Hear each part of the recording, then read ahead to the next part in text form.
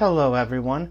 So this is going to be the video where I summarize foreign affairs, and then tomorrow I'm probably going to do one on The Economist. I'm sorry I didn't get to last week's Economist, but that's what happens when you fall behind on video production. It's in editing. It's a cruel mistress.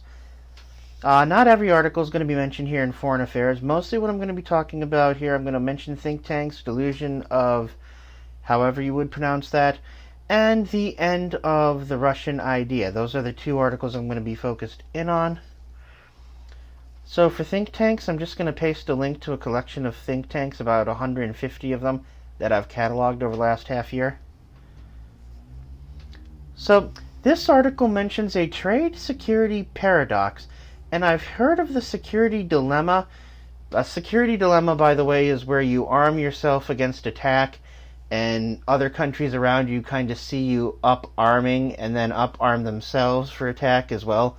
But this Dale Copeland, this is a book I found out he wrote. He's mentioned in the article. Mentions the trade security paradox. Whatever you do to make yourself more secure is also going to limit your trade options with another country.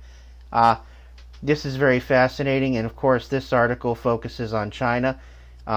I think for the first time ever in the news and media and to, just in pop culture, there's references to the government's attempts to obviously stifle some trade with China in the name of national defense.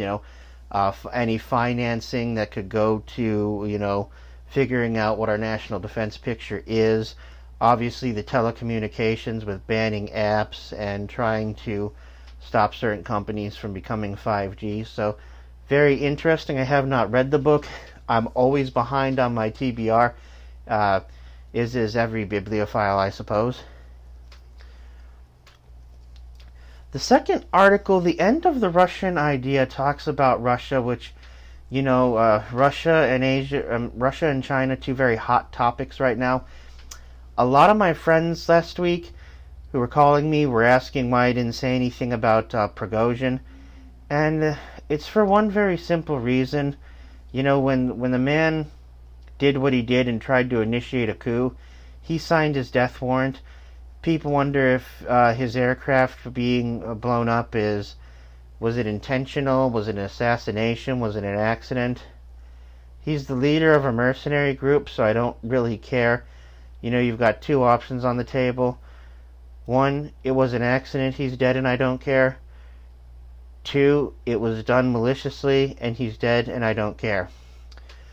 So, the author of this piece, the End of the Russian Idea, talks about how Russia's a bit unusual for a lot of countries, and that its major reforms were pushed on it not so much by the times and culture changing, as so much by kind of the strong man, if you will, the Stalins, the Putins, and whatnot.